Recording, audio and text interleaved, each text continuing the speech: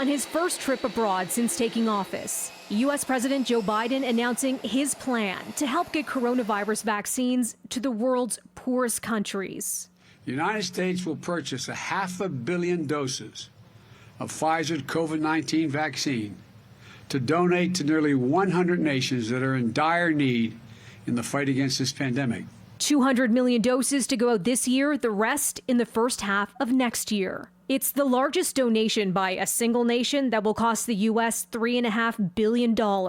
And it's on top of the 80 million doses Washington has already pledged to give away this month. Biden calls it a no-strings-attached move, and he says it's in America's self-interest. As long as the virus rages elsewhere, there's a risk of new mutations that could threaten our people.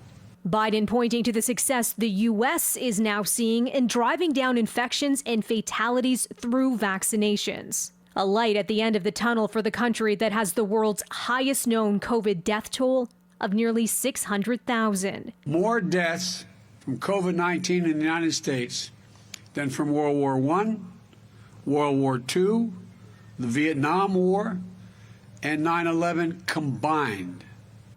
Oxfam reacting to the U.S. donation, saying charity is not going to win the war against the coronavirus. 500 million vaccine doses is just a drop in the bucket compared to the need across the world. We still need a global vaccine manufacturing plan, POTUS. Biden, who met with the G7 summit host country leader, British Prime Minister Boris Johnson, earlier in the day in Cornwall, hinted that more help to battle the global pandemic is on the way. Other G7 world leaders, including Justin Trudeau, arriving for the summit that gets underway Friday, the first face-to-face meeting of its kind since the pandemic began. And an update from Pfizer's CEO, who joined Biden Thursday, Albert Bourla, saying so far none of the existing virus variants has escaped the protection provided by his company's vaccine. Still, we have built a process to develop within 100 days a new vaccine if needed, God forbid.